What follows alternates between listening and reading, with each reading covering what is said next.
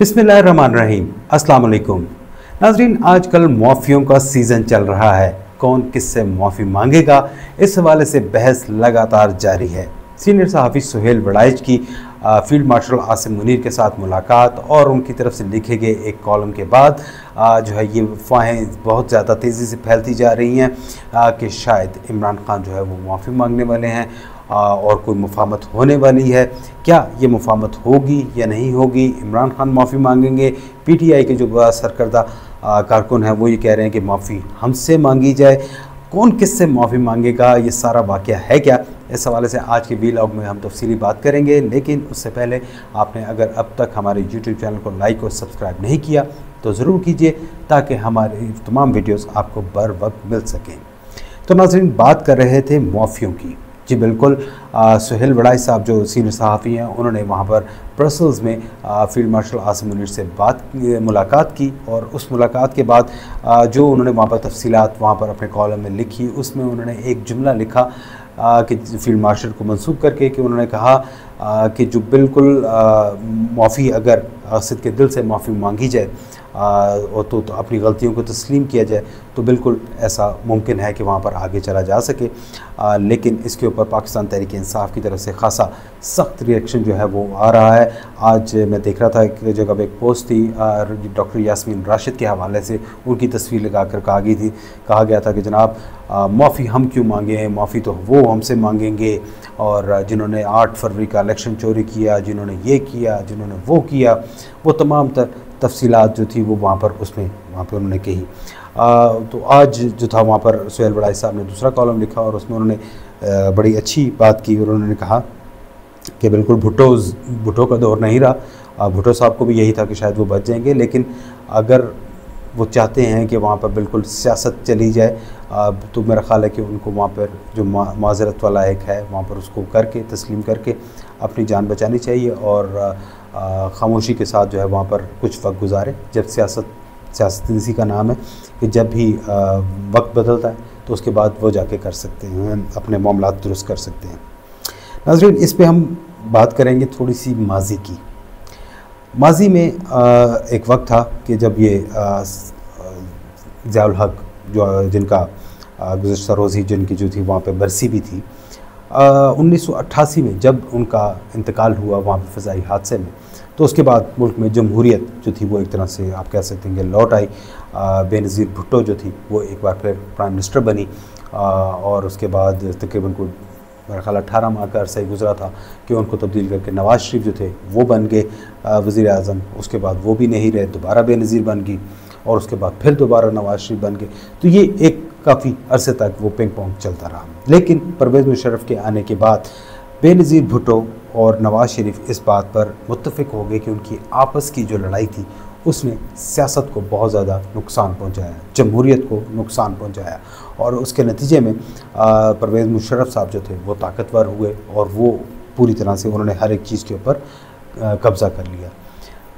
नाज़रीन, जब भी सियासतदान आपस में आके अपने सियासत एक्चुअली नाम ही मेरा ख़्याल है कि एक दूसरे के साथ मफाहमत, बातचीत, ताउन और एक दूसरे के साथ मिलकर चलने का नाम है। जब नवाज़ शरीफ साहब और बेनज़ीर भुट्टो जब ये आपस में बैठे, इन्होंने मिसा के जमहूरियत किया, तो उसके कुछ ही अरसे के बाद वो परवेज़ मुशर्रफ को उतारने में कामयाब हो गए। मुझे आज भी याद है कि साबिक़ सदर आसिफ ज़रदारी ने जो वहाँ पर उस वक्त सदर तो नहीं थे, लेकिन उस वक्त वो बेनज़ीर भुट्टो की शहादत के बाद जब उनकी हुकूमत बनी तो उन्होंने कहा कि हम सदर का मुआख़ज़ा करेंगे और उन्होंने इम्पीचमेंट का बाकायदा ऐलान किया और उन्होंने कहा कि हम सदर परवेज़ मुशर्रफ, उस वक्त वो प्रेसिडेंट थे, सदर पाकिस्तान थे, तो उन्होंने कहा कि जी उनका मुआख़ज़ा किया जाएगा। और उसके बाद तमाम एक्टिविटी शुरू हुई जिनमें इशफ़ाक़ परवेज़ कियानी जो थे वो वहाँ पर आकर परवेज़ मुशर्रफ से मिले, उनको मनाया और काफ़ी देर के बाद उनको बाकायदा गार्ड ऑफ ऑनर देकर ईवान सदर से रुखसत कर दिया गया। बहुत सारे लोग इस बात पर एतराज़ करते हैं कि उन्हें गार्ड ऑफ ऑनर क्यों दिया गया, उनको प्रोटोकॉल क्यों दिया गया, लेकिन मेरा ख़्याल है कि ये सब सानवी बातें हैं, ये चीज़ इंपॉर्टेंट नहीं है। असल चीज़ ये थी कि परवेज़ मुशर्रफ को उनके ओहदे से हटा दिया गया। वो ताकतवर सदर, वो ताकतवर आर्मी चीफ जो हमेशा बहुत एक अरसे से बहुत तगड़े थे, बहुत उनको किसी से वो ख़तरा नहीं था, वो वहाँ पर हर मतलब वन मैन आर्मी, वो हर एक फ़ैसला करने में आज़ाद थे। और उन जैसे प्राइम मिनिस्टर को जो है, प्रेसिडेंट को जो है अगर हटाया गया तो उसकी वजह वही जमहूरी ताकतें थी कि दो बड़ी जमहूरी पार्टियाँ, जो जिनके बारे में पहले ही कहा जाता था कि मुल्क में दो पार्टी की जो है वो हुकूमत चलती है, सिर्फ उन्होंने मिलकर जो था वहाँ पर परवेज़ मुशर्रफ जैसे मजबूत सदर और आर्मी चीफ को हटा दिया। उसके बाद होता रहा वहाँ पर, लेकिन इन दोनों जमातों ने इस बात से एक सबक सीखा कि एक दूसरे के साथ चलेंगे तो ही कामयाबी होगी। 2013 का इलेक्शन भी अगरचे इन्होंने एक दूसरे की मुखालफत में लड़ा, लेकिन हुकूमत साजी में काफ़ी हद तक एक दूसरे के साथ ताउन किया। 2018 में दोनों जमातें बाहर हो गई, इमरान खान साहब आ गए, लेकिन इनका वो इत्तफाक बरकरार रहा। और उसके बाद जब नवाज़ शरीफ को वहाँ पर सज़ा हुई, उसके बाद वहाँ पर जेल में थे, उसके बाद उनकी सेहत की वजह से उनको बाहर भिजवाया गया, तो यही वो जमहूरी ताकतें थी जो आपस में मिली, दोनों पार्टीज़ मिली, और उसकी बुनियाद पर जो था वहाँ पर उनको रिलीफ मिला। और इन्हीं जो वहाँ पर दो बड़ी पार्टीज़ थी, मैं इनको जमहूरी ताकतें बार बार इस वजह से कह रहा हूँ कि जो मर्ज़ी आपके हैं, आपका इससे इख्तलाफ हो सकता है, आप कहेंगे चोर हैं या वो हैं फलाना है, लेकिन मैं उनको ये भी कहूँगा कि जो कुछ भी उन्होंने किया, उन्होंने कॉन्स्टिट्यूशन के अंदर रहकर किया। उन्होंने अगर इमरान खान के ख़िलाफ़ जो थी वहाँ पर करारदाद वो लेकर आ रहे थे, उनकी वहाँ उनका ख़त्म कर रहे थे, अदम एतमाद की करारदाद लेकर आ रहे थे, तो आइन में लिखा है आप बचा सकते थे, आप बचा लेते, आप नहीं बचा सके, ठीक है। इसमें वहाँ पर अगर उस वक्त की जो थी वहाँ पर वो ISI अगर आपके साथ नहीं थी तो ना सके, पहले आपके साथ भी तो थी। जब 2018 में सब कुछ हुआ, RTS बंद हुआ, वहाँ पे महकमा ज़राअत का नाम आपके दौर के लिए ही आया था ना। तो ये तो वक्त की बात है। सियासत इसी का नाम है कि आप अपने बुरे वक्त को पहचान जाएं और ख़ामोश हो जाएं। सियासत इसी बात का नाम है कि आप अपने मस्बत वक्त में बाकी सबको भी साथ लेकर चलें ताकि आप मजबूत हो सकें।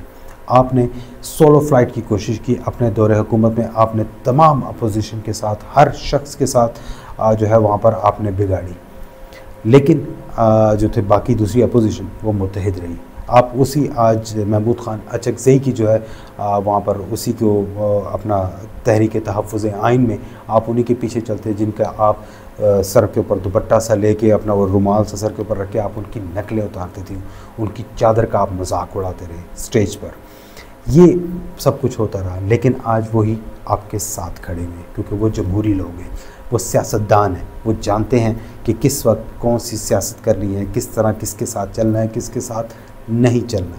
ये तमाम के तमाम लोग जो थे वो आपके साथ जो थे वो वहाँ पर उस वक्त उन्होंने चलने की कोशिश की, लेकिन आप सोलो फ्लाइट और अपने इस कदर अपनी मकबूलियत के ज़ोम में इस कदर ज़्यादा हो गए कि आपने किसी से भी बात करना मुनासिब नहीं समझी, और उसका नुकसान अल्टीमेटली आपको यही हुआ कि आप आज पाबंद सलासल हैं और आपकी अपनी पार्टी के अंदर तोड़ फोड़ बहुत ज़्यादा हो चुकी है। कभी शाह महमूद कुरैशी की बाहर आने की बातें होती हैं, उनके पार्टी संभालने की बातें होती हैं, आपके बहुत से कायदीन जो है वो अंदर हैं, आपके वज़ीर आला के ऊपर इस्टेब्लिशमेंट के साथ मिली भगत का इल्ज़ाम लग जाता है, आपके चेयरमैन के ऊपर मुख्तलिफ इल्ज़ाम लग जाते हैं, आपके सेक्रेटरी जनरल के ऊपर इल्ज़ाम लग जाते हैं कि जनाब वो तो दूसरों से मिले हुए हैं। आपकी अपनी पार्टी के जो लोग हैं वो बाज़ जो वहाँ पर उस ज़माने में भी सऊदी सफ़ीर को इत्तलाएँ पहुँचाते थे, वो आज भी उसी तरह से एक्टिव हैं। ये तमाम के तमाम वो सब चीज़ें। इस सूरत हाल में एक बार फिर आपको मतलब इमरान खान साहब तो शायद हमारी ये बात ना पहुँचे, लेकिन उनके जो पार्टी के जो कायदीन हैं उन तक ये बात लाजमी पहुँचनी चाहिए कि जनाब आप अपना अभी सिचुएशन को देख कर फैसले करें, जज्बात को लेकर फैसले मत करें। आपने माजी में भी यही किया जिसका आपने नुकसान उठाया, और अब भी अगर आप उस मफाहमत की पॉलिसी को या सियासत को लेकर नहीं चलेंगे और आप सिर्फ ये कहेंगे जनाब बिल्कुल हम तो वहाँ पे हैंडल कर लेंगे हर एक चीज़, तो आप नहीं कर पाएंगे, क्योंकि अभी जो सूरत हाल है उसमें वो आपके बिल्कुल ख़िलाफ़ है। आप अगर उसमें अपनी जगह बनाना चाहते हैं, आप उसमें अगर रहना चाहते हैं, सियासत में आप चलना चाहते हैं, तो मेरा ख़्याल है कि आपको जो इस्टेब्लिशमेंट का जो है वहाँ पर जो ये ऑफ़र है इसको मान लेना चाहिए। आपको जो आपने किया बिल्कुल आप इस बात को भी तस्लीम करें, क्योंकि ये वैसे ही नहीं सब कुछ हुआ। 9 मई के बाद जो सब कुछ हुआ वो वैसे ही नहीं था। आपको बिल्कुल हर एक बात को जो है वो आप कहते हैं, बार बार कहते हैं कि जी सीसीटीवी फुटेजेस जिनके पास है वही है, तो सीसीटीवी फुटेजेस तो दिखा भी दी गई हैं जिसमें आपके पार्टी की कारकुन ख़वातीन जो है वहाँ पर वो मारने का कह रही हैं और कह रही हैं कि हम वहाँ जाके करेंगे। यास्मीन राशिद जो है वो वहाँ पे खड़ी नज़र आ रही है, सब कह रही कोर कमांडर हाउस चलो, वहाँ पे वो जाती हुई नज़र आ रही हैं। लोग जो हैं वहाँ पे आपके जा रहे हैं और आपके झंडे लहराते हुए वहाँ पे करते जा रहे हैं, तोड़ फोड़ करते जा रहे हैं, और आपके बाकायदा मुस्तनद कारकुन हैं। आप इस बात को क्यों नहीं मानते? मुख्तलिफ ओहदेदार हैं जो वहाँ पे पकड़े गए, मुख्तलिफ आरडीओज़ हैं जो वहाँ पर जिनकी बाकायदा तौर पर तस्दीक हो चुकी है, जिसमें मुराद सईद या दीगर जो लोग हैं वो वहाँ पर जाके उनको लड़ने का कह रहे हैं, मरने का कह रहे हैं, उनको आग लगाने का कह रहे हैं। इससे पहले शेख रशीद साहब का भी क्या था, वो भी यही कहते थे जला दो, मार दो। आज उनकी सियासत का भी आप हाल देख लें कि उनकी भी जो है वहाँ पर तबीयत कुछ ठीक नहीं रहती, और जो मुझे इत्तलात हैं कि उसके मुताबिक उनका कुछ ज़हनी तवाज़ुन भी कोई बहुत ज़्यादा अच्छा नहीं रहा, उनकी यादाश्त जो है वो खासी कमज़ोर हो चुकी है। और नहीं, इस पर हम फिर किसी दिन बात करेंगे शेख रशीद साहब की सियासत पर। लेकिन आज के दौर में जो मैं आपसे बात करना चाहूँगा वो ये है कि अभी भी वक्त आपके पास मौजूद है। हो सकता है कि कल को आपके पास ये ऑप्शन भी मौजूद ना रहे, क्योंकि इस्टेब्लिशमेंट जो है वो वहाँ पर अभी तो उन्होंने पेशकश की है, लेकिन शायद ये बहुत ज़्यादा अरसे तक बरकरार नहीं रहेगी। अगर आप इसको अवेल करते हैं तो मेरा ख्याल है कि बेहतर है कि इसको अवेल करें और वक्त के साथ साथ सियासत करना सीख जाएं कि अभी आपका वक्त नहीं है, अभी आपका बुरा वक्त है। तो इस वक्त को गुजारने के लिए बेहतर ये है कि आप थोड़ा सा कंप्रोमाइज़ करें, और जिस तरह आपके पार्टी के जितने भी वर्कर्स हैं वो आपकी हर बात मान लेते हैं, वो अगर आप माफ़ी भी मांग लेंगे तो उससे भी कोई ख़ास फ़र्क नहीं पड़ेगा। आप माफ़ी मांग लेंगे तो वो ज़्यादा बेहतर हो जाएगा, आपके ताल्लुकात बेहतर हो जाएंगे, आपकी सियासत बेहतर हो जाएगी, आपकी सेहत बेहतर हो जाएगी, आप ख़ुद बेहतर होंगे कि आप बनी गाला में अपने घर में आकर बैठ सकेंगे। लेकिन खामोश आपको रहना होगा, कुछ अर्सा रहना होगा, जब तक पाकिस्तान जो है वहाँ पर एक मुकम्मल अच्छी सूरत हाल में नहीं आता। आपको कुछ अर्सा लाजमी तौर पर खामोश रहना होगा, कम अज़ कम आइंदा इंतखाबात तक आपको खामोश रहना होगा। उसके बाद आप बिल्कुल अपनी सियासत करें, आपका हक़ है। लेकिन मेरा इसमें यही है कि टेक यही है कि आप अभी जो है इमरान खान साहब अगर माफ़ी मांग लें तो ये उनके लिए बेहतर रहेगा। बसूरत दीगर उनके लिए आगे ऑप्शंस मज़ीद कम होने जा रहे हैं। हमारे साथ रहने का बहुत शुक्रिया। अल्लाह हाफ़िज़।